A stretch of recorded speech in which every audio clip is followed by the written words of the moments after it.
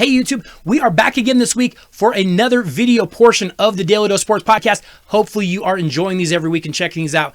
I hope everyone out there is doing well. Hope you're all staying healthy. This week on the Daly Dose, we are actually doing something a little bit different.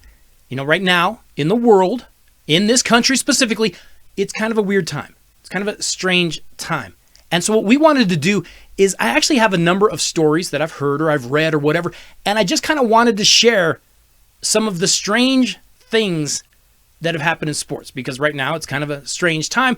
And so I wanted to share some of those stories with you. Yes, we are going to have our very first Daly Dose story time. Sit back, relax. I hope you enjoy some of the stories that we are going to have for you today on the Dose. Okay, let's go ahead and jump in. We are living right now in strange times. And I'm not saying they're the worst times ever, because I don't think they are. I think there have been way worse than having to stay in your house or whatever we've had to do. I think there's been some way worse times than what we are doing right now. And I don't think it's like the end of life as we know it, as a lot of people keep saying. Oh, it's a strange time, never going to be the same. Again, you know, phrases that we're kind of sick of hearing. If I have to hear this is the new normal again, slow down on all that, because we've seen just things change. We improve, we get better. There's no denying that. But I know that this is kind of a strange era in the United States. It's a strange era in the world right now. Well, today, I just wanted to tell you some strange stories from the world of sports.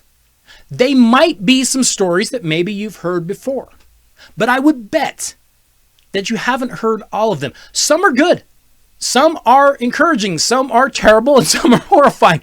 But today on the Daly Dose, we are going to have Daly Dose story time. Why? Mostly because I like stories. So sit back, relax, and listen to some crazy sports stories.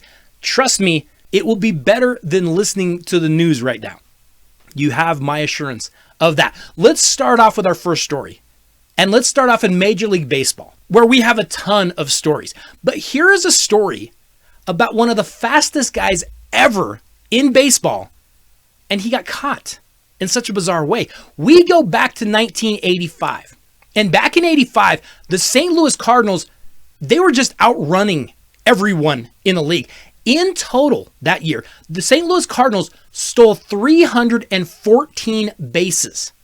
Now you hear that, you might not have anything to compare that with. For comparison's sake, last year, the Texas Rangers led the league with 131 steals. The Cards stole over 300 bases. But the centerpiece of that team's running attack back then was a rookie outfielder named Vince Coleman.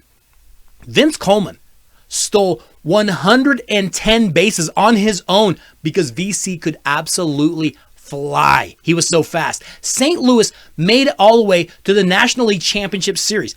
But in the first two games of that 85 NLCS, the Los Angeles Dodgers actually managed to shut down the Cardinals' speedy offense.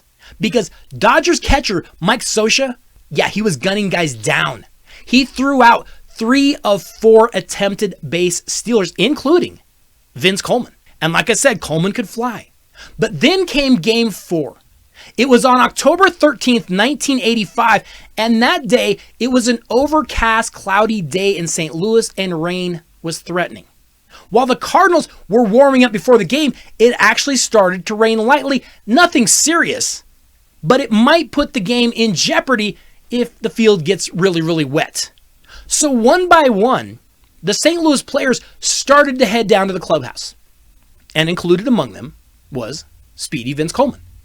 Before exiting the field, though, Coleman actually turned around to give his glove to a coach. And at the same time, the grounds crew hit the button to activate the Busch Stadium automated tarp to roll out over the field. Now, that tarp might not sound like much, like you think of just a tarp like you just put up real quick. It's something light. Well, that tarp is actually a half ton. It's 180 feet in length, and they go really slow. Like the tarps crawl out and they cover the infield to keep that dirt dry.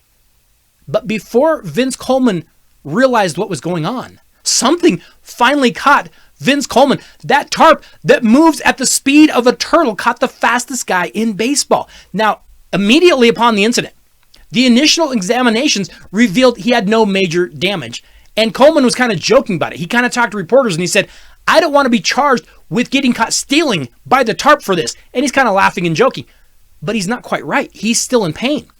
So after a further examination, the Cardinals wouldn't be laughing anymore because x-rays eventually revealed Coleman had broken a small bone in his left knee. It ended Vince Coleman's season. Now, despite the major setback, the Cardinals actually evened up the series with the Dodgers. They blew out the Dodgers 12-2 in that next game. And Coleman's replacement, Tito Landrum, actually played really, really well. He went 3 for 4 and had 3 RBIs. St. Louis went on to finish off that series. They got home runs from Ozzie Smith and from Jack Clark in Games 5 and Game 6. But then the Cardinals went on to the World Series. And losing Coleman eventually cost them. They lost to the Kansas City Royals in 7 games. And you have to think that a speedster like Coleman, such a talented guy, would have made a huge difference. But the fastest guy in baseball got caught by the tarp. One of the most bizarre stories ever in sports. Staying in baseball. Baseball players are crazy. I've actually coached baseball players in basketball, and I don't know what it is. They're just a different breed. I think you have to be a little bit crazy to play a sport where the bulk of your time is going to be spent just standing and staring. Well, Mickey Mantle and Billy Martin fit that mold perfectly because they were a little bit crazy. And they weren't just legendary baseball players. They were, but they were also legendary drinkers. Mickey Mantle said that their alcoholism was actually competitive. In an interview with Sports Illustrated, Mickey Mantle described an evening where he and Martin were drinking heavily in Detroit. And they climbed out of a window on the 22nd story of their Detroit hotel, like on a dare. Like, this will be hilarious. We'll crawl out on the ledge of the hotel. I dare you to do it. You won't do it. Both of these guys are drunk. They crawl out on the ledge of a 22nd story hotel room building. There's just one problem. They can't get back in because the ledge is so narrow that they can't turn back around. So they're like kind of trying to stick their leg back in the window. And Mickey Mantle is afraid to death of heights. So he's afraid to go back in backwards, back into the window. So what did they have to do? 2 of the biggest stars in the history of Major League Baseball had to crawl all the way around the hotel's ledge, 22 floors up, to get back into their room so that they could go in head first. Did I mention that baseball players are kind of crazy? Yeah, I think I mentioned something about that. I wasn't joking.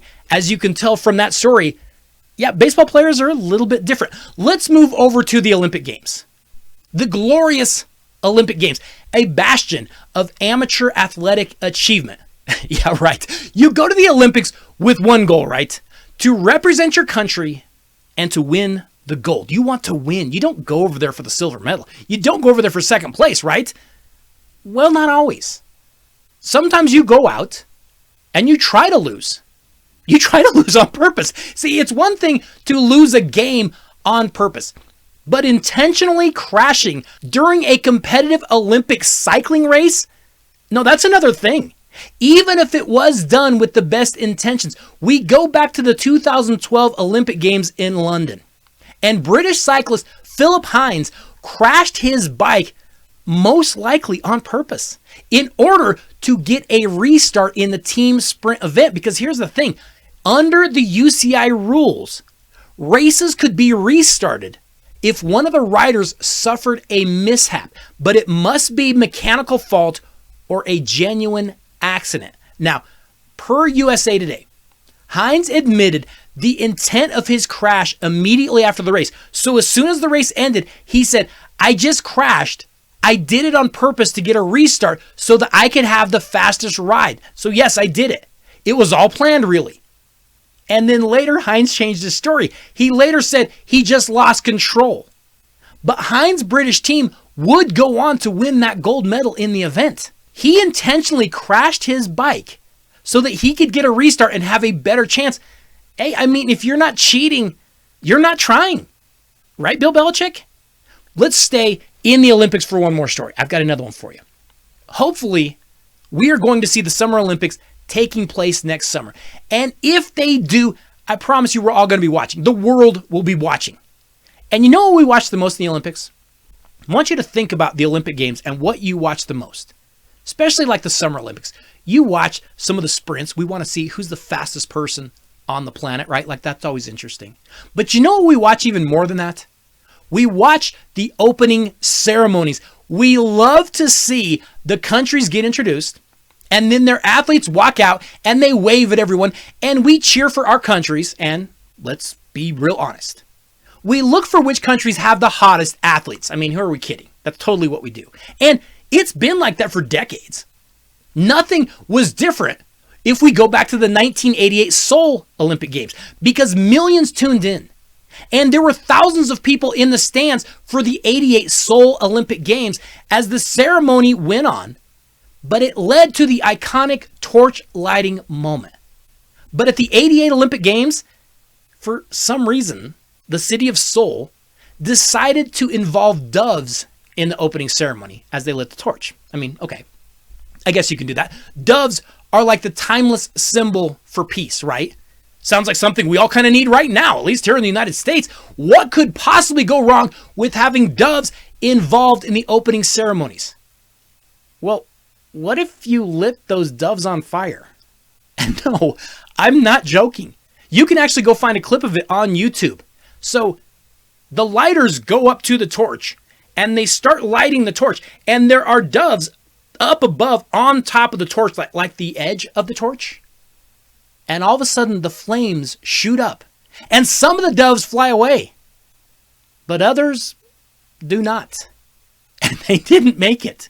And it's brutal. It's horrible. I don't know whose idea that was, but it didn't go well. At the 88 Seoul Olympics, we had some dove kebabs, I guess, going. It wasn't a pretty sight. And I bet that PETA is still absolutely furious about the 88 Seoul Olympics. Okay, YouTube, hey, make sure that you go over and you check out the rest of the podcast. I will leave a link down in the comments on YouTube. Like I said, this week on the show, we're doing something totally different. With it being such a crazy time in the world, we're just telling some stories in sports. And trust me, there are some stories coming that you haven't heard before. You're going to want to hear that. I've got some stories coming in college football. You may have never heard some of those. One of them that is actually like legendary status.